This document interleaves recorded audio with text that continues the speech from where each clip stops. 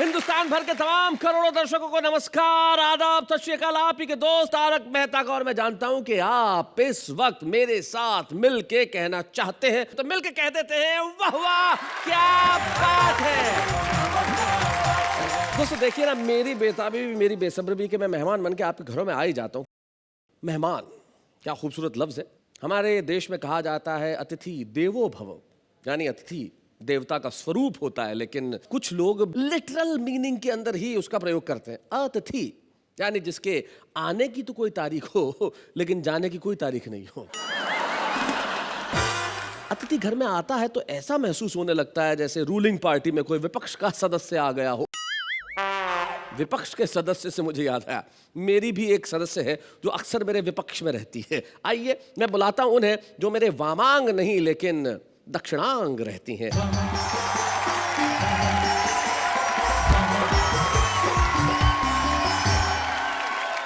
मैं अंजलि तारक मेहता आपके अपने शो में आपका स्वागत करती हूँ, जिसका नाम है वाह वाह क्या बात है। आज हम बात कर रहे हैं मेहमानों की, अतिथियों की। तुमने कभी जीवन में किसी को अतिथि बनाया है? मैं काफी लोगों की वहाँ अतिथि बन के जाती हूँ। अच्छा, जाती हूँ। वो वापस भेज भी देते हैं? सह आनंद। जी जी, सानंद। लेकिन हमारे यहाँ अतिथि देवो भव का मतलब ये है कि अतिथि जो भी आएगा वो कुछ दे के जाएगा। अतिथि आएंगे और कुछ देंगे। जो हमारे आज के अतिथि हैं वो देंगे हंसी, हमारे आज के अतिथि देंगे कविताएं, और हम उन्हें देंगे तालियां। तुम्हारे वास्ते ये गम उठाने वाला हूँ, रुको ए आंसुओं में मुस्कुराने वाला हूँ। क्या बात है। जंगल में घूमने जाओ मोड़ ढंगे नहीं, हाँ। सत्ता के गलियानों में ढोल ढंगे नहीं है, पहलवानों के बाजुओं में जोड़ ढंगे नहीं है। अरे पुलिस वालों का क्या भरोसा जब चोर ढंगे नहीं है। दूसरे नंबर के दोस्त को फोन लगाया, मैं तेरे घर आ रहा हूँ। वो बोला आजा, मैं तो पहले ही जा रहा हूँ। मेहमान का मेहमान, बड़ा मजा आएगा इस खेल में। मैं सरकारी मेहमान बनकर जा रहा हूँ 7 साल के लिए जेल में। कि सोमवार को आंख लड़ी थी, मंगल को बीमार हो गया, बुधवार को दिल दे डाला, बृहस्पति को दिलदार हो गया, शुक्रवार को वो भी हंस दी, शनिवार को प्यार हो गया, पर संडे की छुट्टी पड़ गई, सब कुछ बंटादार हो गया। अरे संसद मुल्क की सबसे ऊंची शान, उसमें लुटेरे बैठ गए शैतान। क्या बात है। हो बेईमान तुम, नादानी हम, हैवान तुम, इंसान हम। तुअर की दाल नरम नहीं, शक्कर के भाव भी कम नहीं। भ्रष्टों को अब कोई चुनना ले, चुनना ले रे कोई चुनना ले।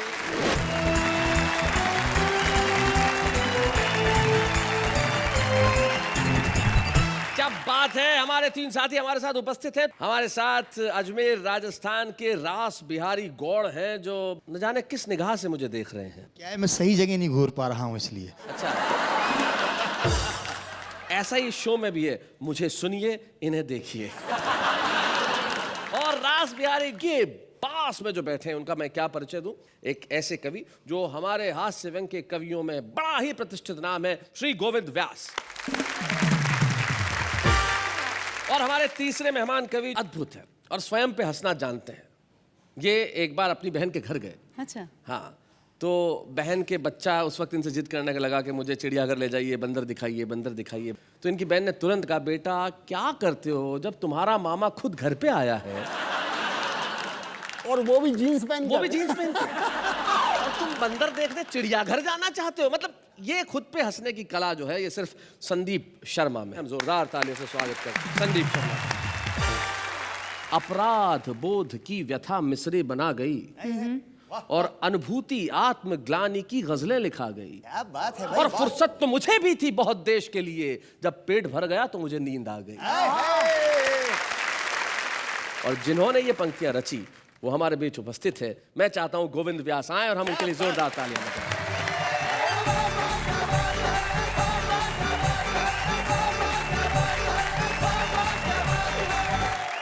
जब मैं 14-15 साल का हूँगा, यूनिवर्सिटी में घुसा था, तो देखते ही मुझे वहाँ का माहौल ऐसा लगा कि कविता अपने आप फूटने लगी। और कैसी कविताएं फूटी जी। कि सोमवार को आंख लड़ी थी, मंगल को बीमार हो गया, बुधवार को दिल दे डाला, बृहस्पति को दिलदार हो गया, शुक्रवार को वो भी हंस दी, शनिवार को प्यार हो गया, पर संडे की छुट्टी पड़ गई, सब कुछ बंटादार हो गया।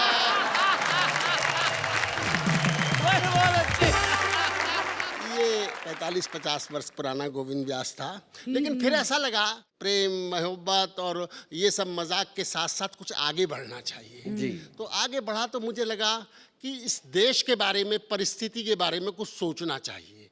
तो मैंने एक ऐसे व्यक्ति की दुर्दशा का सुखद चित्रण किया है, दुर्दशा का सुखद चित्रण किया है कि जो चुनाव लड़ता है और लड़ने के बाद हारता है और हारने के बाद उसकी क्या सदगति होती है, उसको आप मजा लीजिएगा। जी जी।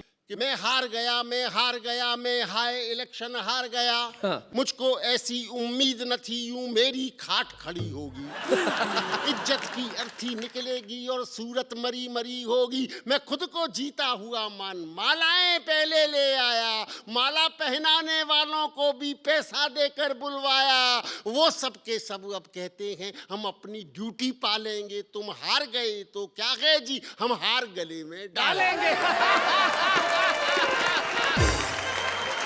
उनके मुंह से ये सुनते ही मुझको तो लकवा मार गया। मैं हार गया, मैं हार गया, मैं हाय इलेक्शन हार गया। एक एक वोट के लिए सुनो जेबों की खालिश की मैंने, और कल्लू मालिश वाले की घर जाकर मालिश की मैंने। पर है किस्मत की बात, कोई हथकंडा काम नहीं आया। नोटों के बदले वोटों का लेना बिल्कुल बेकार गया। मैं हार गया, मैं हार गया, मैं हाय इलेक्शन हार गया। इलेक्शन में कितना श्रम करना पड़ता है, परिश्रम करना पड़ता है कि बरसों तक मक्खनबाजी की, तब जाकर मुझको टिकट मिली। ये टिकट नहीं थी टिकट, अरे ये आफत मुझको विकट मिली। हाथों में झंडे रखता था, झंडों में डंडे रखता था, डंडों को ठंडा करने को 200 गुंडे रखता था। अपनी मीटिंग में अपने में लड़के ले जाया करता था, अपने भाषण पर उनसे मैं ताली बजवाया करता था। पर खबर जमानत की सुनकर मैं अपनी आंखें फाड़ गया। मैं हार गया, मैं हार गया, मैं हाय इलेक्शन हार गया। और देखिएगा हारने के बाद क्या होता है जी। कि हमदर्दी रखने वाले अब आकर दर्द बढ़ाते हैं। हम दर्दी रखने वाले अब आकर दर्द बढ़ाते हैं। यह मेरी हार नहीं है जी, वे अपनी हार बताते हैं। घावों पर नमक छिड़कते हैं और मन ही मन मुस्काते हैं। मैं जान गया क्यों नेताओं के हार्ट फेल हो जाते हैं। अरे कर्जे वाले अब आएंगे, गुंडे भी मुझे निहारेंगे। यदि उनके पैसे नहीं दिए तो पटक पटक कर मारेंगे। उनकी पटकी से पहले ही मैं वेश बदल हरिद्वार गया। मैं हार गया, हाय इलेक्शन हार गया। एक बहुत छोटी सी कविता, ये कविता हास्य की नहीं बल्कि परिहास की कविता। जी जी सुना। परिहास। इसमें हंसी नहीं आती, मुस्कुराहट पैदा होती। जी। ये मेरे जीवन की सबसे आखिरी हास्य कविता थी, क्योंकि इसके बाद मेरी शादी हो गई। इस कविता का शीर्षक है कुंवारेपन की आखिरी शाम। जी। कुंवारेपन की आखिरी शाम, तुझे मेरा सादर प्रणाम। कैसे दिलाऊं तुझे विश्वास, कल होने वाले ओलंपिक में तू पराजित होगा बेटा गोविंद व्यास। ओ मेरे पड़ोस की भाभियों, तुम्हारे मुझको बनाने के दिन गए। अरे पान वालों, तुम्हारे चूना लगाने के दिन गए। कल से मेरे हुजूर आ जाएंगे। मेरे दोस्तों, मेरी तुम्हारी कुट्टी हो जाएगी। तुम दरवाजे के बाहर से लौटा दिए जाओगे और मेरी घर में छुट्टी हो जाएगी। आवश्यकता आविष्कार की जननी है। Necessity is the mother of invention. आवश्यकता आविष्कार की जननी है। इसलिए आज की रात 3 नए दोस्तों का आविष्कार करना है। पहला साड़ी विक्रेता, दूसरा कॉस्मेटिक निर्माता, तीसरा उधार प्रदाता, फिर कल से पान की बेगम की सेवा में होगा हुक्म का गुलाम। कुंवारेपन की आखिरी शाम। क्या बात है, बहुत अच्छा। और जिन बात का जिक्र भाई ने किया था, मैं वहाँ से आता हुआ यहाँ पर आता हूँ और एक छोटी सी शब्द की कविता है, जी। उससे सुनाकर आपसे विदा लेना चाहूँगा। बिल्कुल बिल्कुल पहुंचा। एक को फ्लू, सुने, दूसरे को निमोनिया, तीसरे को अल्सर, हमको कुछ भी नहीं। क्या बात है। एक के पास नारे, दूसरे के पास हत्यारे, तीसरे के पास डूबने के लिए किनारे, हमारे पास कुछ भी नहीं। वाह वाह हमारे वाह, वाह। पास कुछ भी नहीं। एक के पास चमचे, दूसरे के पास थाली, तीसरे के पास गाली, हमारे पास कुछ भी नहीं। क्या बात है भाई, बहुत अच्छे। एक के पास भाषण, दूसरे के पास राशन, तीसरे के पास शीर्षासन, हमारे पास कुछ भी नहीं। क्योंकि हम जनता हैं। हाँ, जनता के पास जो होना चाहिए वो सब हमारे पास है। हमारे पास जवान भूख है, हमारे पास बूढ़ा इतिहास है, वाह, वाह। हमारे पास काला भविष्य है, हमारे पास कीचड़ में सनी हुई सभ्यता है, हमारे पास आस्तीन से लिपटा हुआ पड़ोसी देश है, हमारे पास जिंदगी भर का कलेश है, आहा। क्योंकि हम जनता हैं। भाई वाह वाह वाह भाई, क्या बात है, वाह।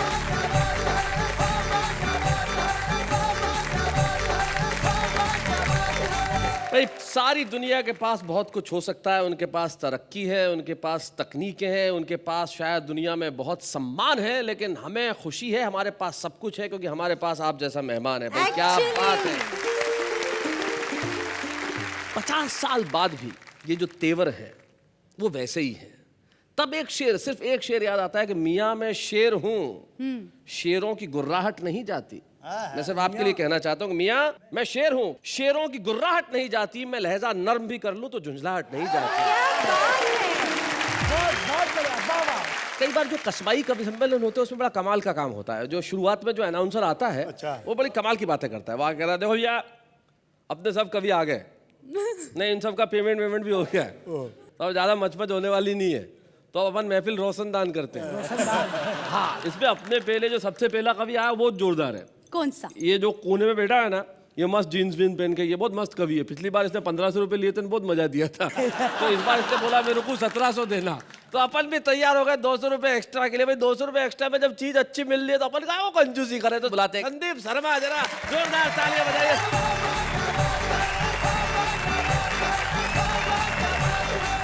मेरे रेट को राष्ट्रीय स्तर पर खोल दिया 2 शून्य कम करके। बहुत कॉन्फिडेंस से काम करता हूँ, इतने कॉन्फिडेंस से काम करता हूँ कि अगर पूरे कॉन्फिडेंस से किसी जिंदे आदमी का श्राद्ध कर दूं तो भगवान की कसम वो अगले दिन मरा हुआ मिलता है। और जो लोग मेरी कविताओं में तालियां जोर से नहीं बजाते उनके कर दिया करता हूँ। भाई बजाओ बजाओ बजाओ बजाओ, जोर से बजाओ जरा। जितने डरपोक थे उनने सबने बजा दिया।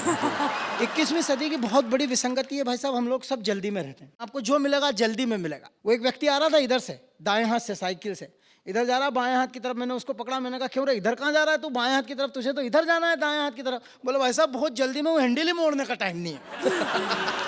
जल्दी में अपने उद्देश्य भूल गए, लक्ष्य भूल गए, सिर्फ भागना याद रह गया। असम में कवि सम्मेलन में जा रहे थे, वो जोरहाट के पास कहीं एसी में अंदर बैठे हुए हैं गाड़ी में। मैं ऊपर कोई स्टेशन आया, वो एक आदमी जा रहा जल्दी में, मैंने उससे ऊपर से पूछा ना भाई साहब कौन सा स्टेशन आया यार? वो झांका खिड़की के बाहर, बोले पुरुष प्रसाधन।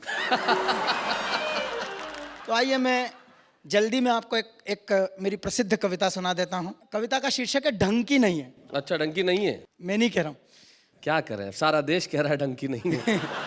मंदिर में पूजा करने जाओ पंडे ढंग के नहीं है। हाँ, मंदिर में पूजा करने जाओ पंडे ढंग के नहीं है, मसान में मरने जाओ कंडे ढंग के नहीं है, लाल नीले हरे पीले झंडे ढंग के नहीं है, एक भी राजनीतिक पार्टी के हथकंडे ढंग के नहीं है, टेस्ट में जब तो वनडे ढंग के नहीं है। मुर्गी अच्छी कहाँ से आएगी जब अंडे ढंग के नहीं है।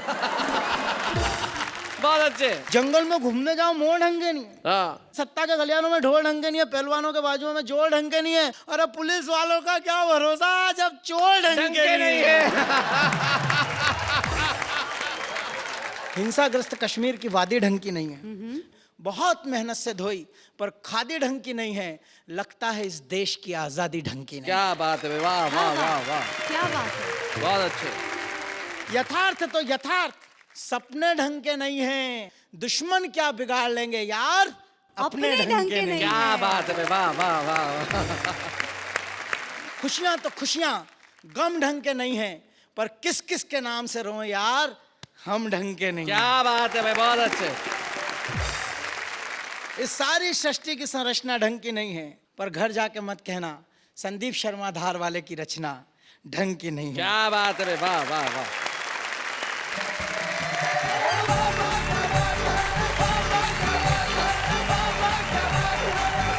तो संदीप शर्मा, सारी महफिल में खत्म हो गई, हर आदमी की तन्हाई है और इन्होंने जम के तालियां बजाई हैं और ये तालियां ये कह रही है कि तुमने ढंग की कविता सुनाई है। भाई क्या बात है, बहुत बढ़िया संदीप। और आपकी इस कविता के बाद मैं बुलाना चाहता हूं उस रचनाकार को जो रास बिहारी है, रास बिहारी गौड़, जो अजमेर से हमारे बीच में आते हैं, ख्वाजा साहब की नगरी से और पुष्कर से, जो दो तहजीबों का संगम है वो लेके आते हैं और उनकी कविता में भी हमेशा हास्य और व्यंग का एक अद्भुत संगम बना रहता है। मैं चाहता हूं रास बिहारी गौड़ आएं और जरा ढंग की तालियां बजाएं।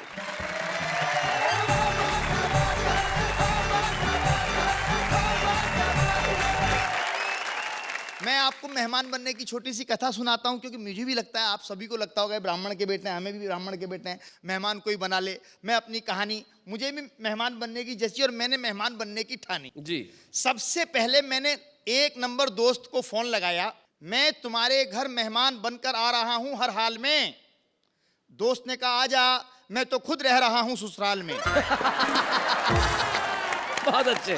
एक तरफ पत्नी, दूसरी तरफ सास है, इन्हें भी काम वाले बंदे की तलाश है। मुझे तेरा यही अंदाज भाता है, दोस्त ही दोस्त के काम आता है। हाय हाय हाय हाय हाय हाय। बहुत अच्छे।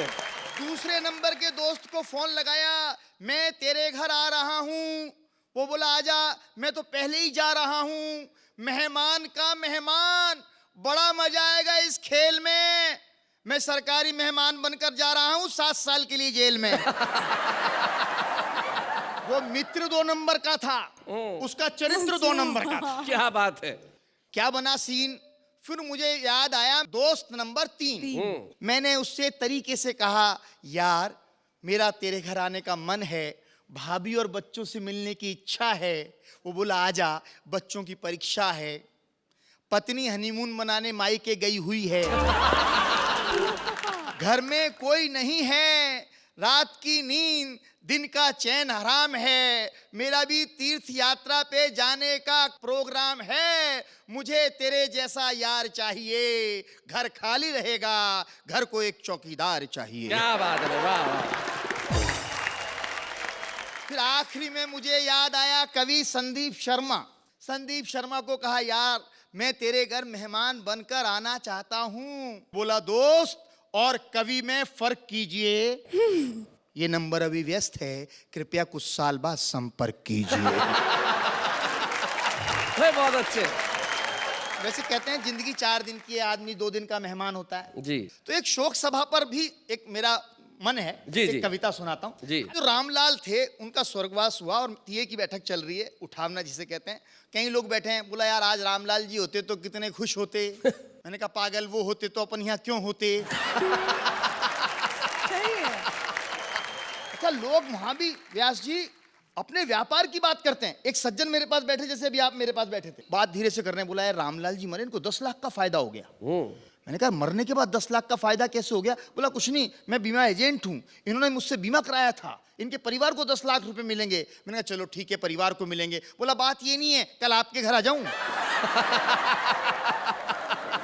किसी की भी मृत्यु में हमारे मन में क्या ख्याल आता है।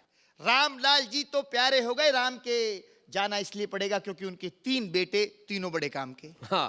क्या बात। एक म्युनिसिपल कॉरपोरेशन में बाबू, वाह। दूसरा राजनीतिक सांड बेकाबू, तीसरा पुलिस वाला, और वहां मिलेगा मंत्री जी का साला। उससे मुलाकात हो जाएगी, लगे हा तो बीबी के तबादले की बात हो जाएगी। बन जाएगा हमारा काम, आम के आम, गुठलियों के दाम। क्या बात है भाई, वाह वाह, बहुत अच्छा। परिवार का मनोविज्ञान। जी। जब तत्नी बोली इस शाम को तिये की बैठक में जाओगे, चारों तरफ नजर फेंकना, कोई ढंग का लड़का दिख जाए तो देखना। बहुत अच्छे, बहुत बढ़िया। फिर संवेदना की बात आती है, कोई ढंग का लड़का दिख जाए तो देखना, मेरी बहन कुंवारी है, लड़कों की मारा मारी है, ऐसे मौकों पर अच्छे रिश्ते मिलते हैं, मौत के साए में अक्सर फरिश्ते मिलते हैं। वाह वाह वाह, बहुत अच्छे भाई, बहुत क्या बढ़िया। बात है। हम पहुंच गए ठीक 4:45 बजे, 5 बजे का समय। हम पहुंच गए ठीक 4:45 बजे। देखा रामलाल जी के तीनों लड़के सजे धजे ऐसे ही। रामलाल जी के तीनों बेटे सजे धजे, चमकीली चमकार ओढ़े। हमने उनको हाथ जोड़े, एक कोने में टिक गए। मन में तसल्ली हुई, चलो इनको तो दिख गए।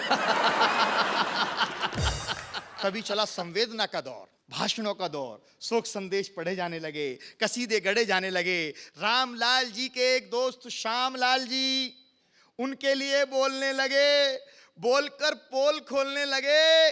बोले मेरे दोस्त रामलाल को मौत से बड़ा लगाव था, अच्छा, मरने का बड़ा चाव था, बचपन में अंग्रेजी की टीचर पे मरता था। जवानी में जवानी की भूलों पर मरने लगा, क्या बात है, बुढ़ापे में उसूलों पर मरने लगा, वाह। और परसों फाइनली मर गया। लोग जिंदगी से डरते हैं, वो मरकर मौत को अमर कर गए। वाह वाह वाह, बहुत समाज के माध्यम से राजनीति पर व्यंग। एक नेताजी तो भावनाओं में बह गए, बहते बहते कह गए रामलाल जी का सम्मान घटने नहीं देंगे। मर गए तो क्या हुआ, वोटर लिस्ट में से उनका नाम कटने नहीं देंगे।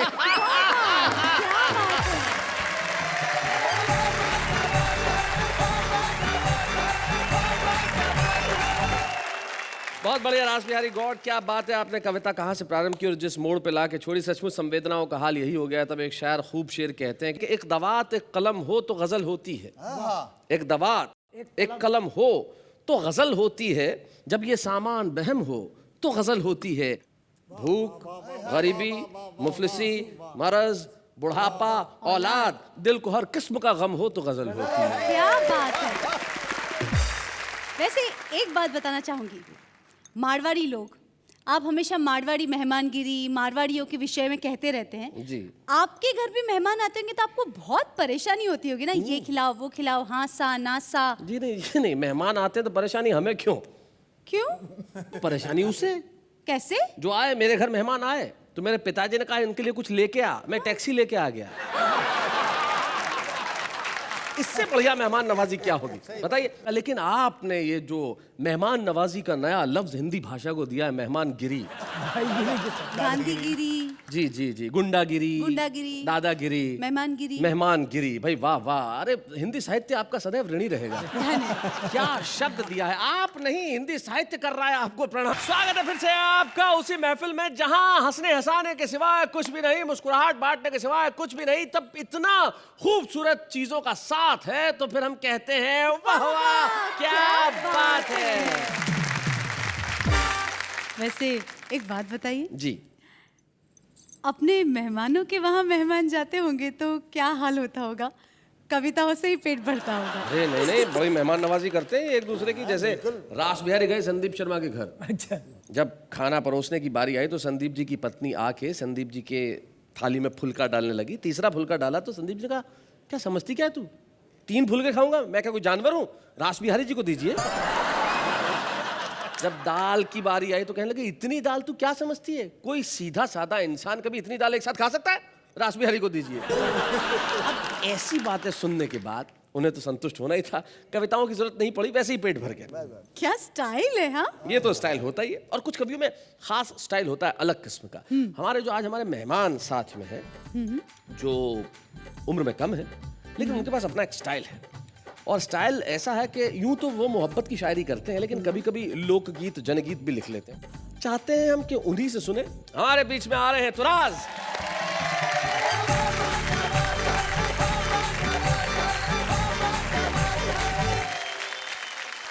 मेरा आप सबको बहुत बड़ा और सेहतमंद आदाब, और उसके बाद मैं अपनी बात शुरू करता हूँ। दिल और निगाह भी ना रहे इख्तियार में, दिल और निगाह भी ना रहे इख्तियार में, पत्थर का हो गया हूँ तेरे इंतजार में। शुक्रिया। इख्तियार में उन बच्चों को बता दूं जिन्हें नहीं पता, और आप भी समझ ले, इख्तियार में दिल और निगाह मतलब काबू में न रहे, जो मेरे नियंत्रण में न रहे, दिल और निगाह। और खासतौर से शेर आपकी नजर के। जी। हालांकि उसने कोई भी वादा नहीं किया, हालांकि उसने कोई भी वादा नहीं किया, बर्बाद मैं हुआ हूं मगर एतबार। हाय हाय हाय हाय हाय, क्या बात है। एक मतलब और दो शेर। जी। तुम्हारे वास्ते ये गम उठाने वाला हूँ, तुम्हारे वास्ते ये गम उठाने वाला हूँ, रुको ए आंसुओं में मुस्कुराने वाला हूँ। बहुत अच्छे। उदासियों से कहो जश्न कल की शब कर लें, उदासियों से कहो जश्न कल की शब कर लें, मैं रोज रोज कहाँ मुस्कुराने वाला हूँ। भाई क्या बात है। एक मतलब और दो शेर। जी। खुशी हमदम अगर होती मुझे रोने को क्या होता, वाह। खुशी हमदम अगर होती मुझे रोने को क्या होता, उसे गर पा लिया होता तो फिर खोने को क्या होता। क्या बात है। वाह वाह वाह। वो मुझसे दूर ना होते, मैं उनसे दूर ना होता, ये अनहोनी नहीं होती तो फिर होने को क्या होता। और आखिरी शेर। जी।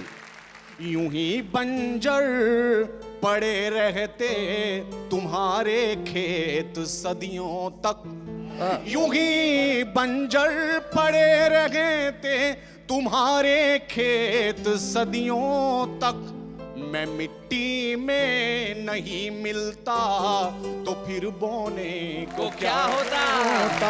अरे वाह वाह वाह।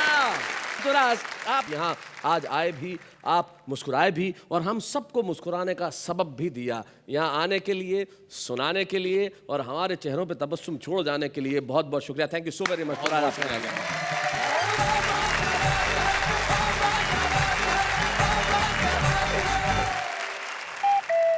अब क्या देख रही हैं आप?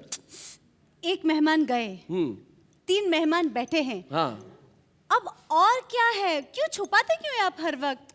देखो भाई, छुपाना इसलिए ज़रूरी होता है कि हर चीज़ इस तरह से दिखाई तो नहीं जा सकती। भाई इंतज़ार में जो मज़ा होता है वो कितना, जैसे तुम्हारा रिजल्ट आने वाला होता था, तुम्हें पता होता था कि तुम पास नहीं होगी, लेकिन इंतज़ार तो करती थी। बताइए ना प्लीज, मेरे इंतजार की घड़ी कब खत्म होगी? कौन से हैं हमारे दूसरे मेहमान? दूसरे मेहमान मतलब? ये छुपे रुस्तम मेहमान जी। अरे तो इतनी बेताबी क्यों है? कविता सुनाने आ रहा, रिश्ता करने नहीं आ रहा है। भाई ये तो ऐसा इंतजार हुआ जैसे किसी लड़की को जब लड़का देखने आने वाला होता है तो वो दरवाजे के पास जो खिड़की बनी होती है उसका पर्दा हटा के बस राह की ओर निगाह तकती है, कब आएगा, कब आएगा, कब आएगा। लो आ गया शैलेंद्र शैलू।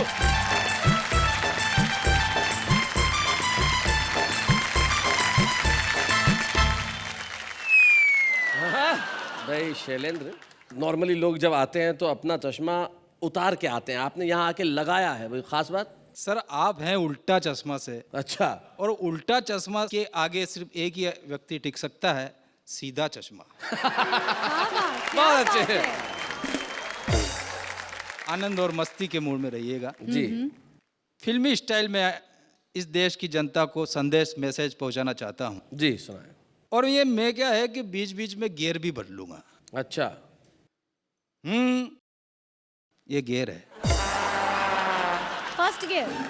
शेलू कहे हमारी बातें अधूरी सारी, मैं सबको जानता हूँ इनको तो है बीमारी। शेलू कहे हमारी बातें अधूरी सारी, मैं सबको जानता हूँ इनको तो है बीमारी। अनशन पे लेके आऊं और सबको मैं सिखाऊं क्या चिंता ता चिता चिता चिंता ता ता चिंता ता चिता चिता चिंता ता।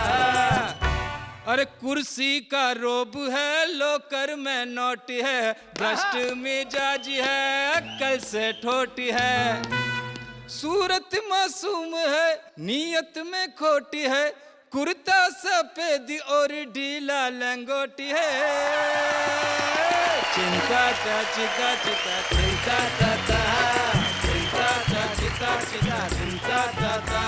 और 2014 में कांटे की हो टक्कर, सांसद न कोई आए, बिगड़ा हुआ कैरेक्टर अनशन पे लेके आऊं और सबको मैं सिखाऊं क्या, चिंता ता चिता चिता चिंता ता ता।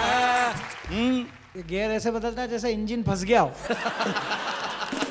ऐसा है कि मेरे इंजन में ऑयल अच्छी कंपनी का है। अगला गियर बदलता हूँ जी। अरे भ्रष्टों को अब कोई चुनना ले, चुनना ले रे कोई चुनना ले, कभी नशेड़ों को अब कोई चुनना ले, चुनना ले रे कोई चुनना ले, इनमें तो अब कोई दम नहीं, अब इनके भरोसे हम नहीं, भ्रष्टों को अब कोई चुनना ले, चुनना ले रे कोई चुनना ले, अरे बातों के बदले वोटों से लो काम, वरना देश को कर देंगे बदनाम। क्या बात है? अरे संसद मुल्क की सबसे ऊंची शान, उसमें लुटेरे बैठ गए शैतान। क्या बात है? हो बेईमान तुम, नादानी हम, हैवान तुम, इंसानी हम, तुअर की दाल नरम नहीं, शक्कर के भाव भी कम नहीं, भ्रष्टों को अब कोई चुनना ले, चुनना ले कोई चुनना ले। क्या बात है भाई, वाह वाह वाह, बहुत अच्छा। जब तुम कविताएं पढ़ रहे थे, मैं जानता हूं गोविंद व्यास जी के मन में उस वक्त क्या चल रहा था। गोविंद जी, ये जो सेगमेंट है, इसमें हम उस एक व्यक्ति को बुला के एक स्मृति चिन्ह, एक प्रतीक चिन्ह देना चाहते हैं, जिसका अंदाज, जिसकी विधा चाहे जो हो, लेकिन उसमें भरपूर संभावनाएं हो, क्योंकि शैलेंद्र शैलू में संभावनाएं है। अगर हम उसका मार्ग प्रशस्त करेंगे तो आज वो जो लिख रहा है उससे कहीं बेहतर लिखेगा, उससे कहीं बेहतर बनेगा। तो हम शैलेंद्र शैलू को आज इस मंच पे एक स्मृति चिन्ह देना चाहते हैं, हमारे छुपे रुस्तम के रूप में। जोरदार स्वागत करें हम शैलेंद्र शैलू।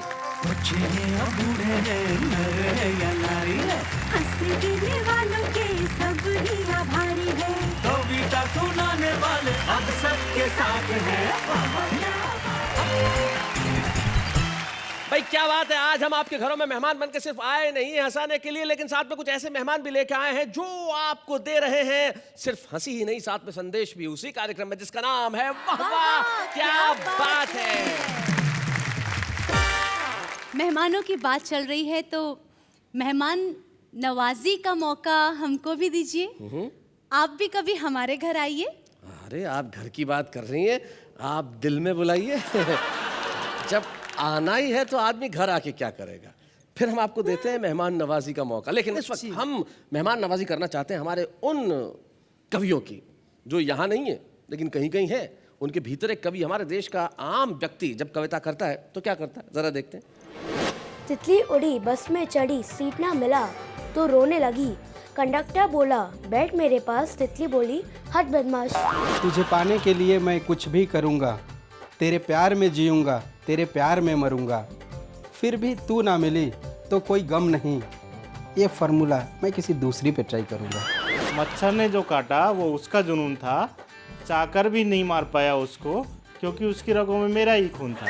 तुम्हारी याद दिल से जाने नहीं देंगे, तुम्हारे जैसा दोस्त खोने भी नहीं देंगे, रोज शराफत से SMS क्या करो वरना एक कान के नीचे देंगे और रोने भी नहीं देंगे।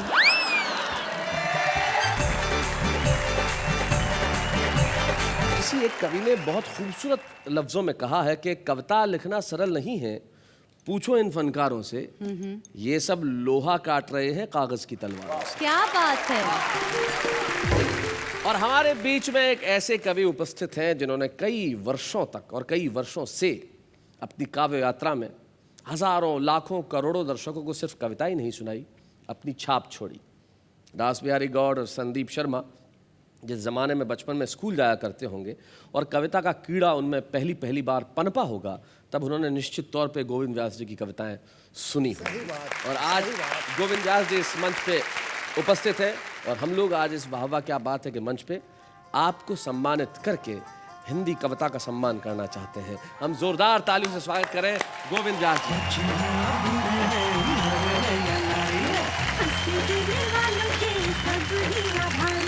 कविता सुनाने वाले अब सबके साथ हैं।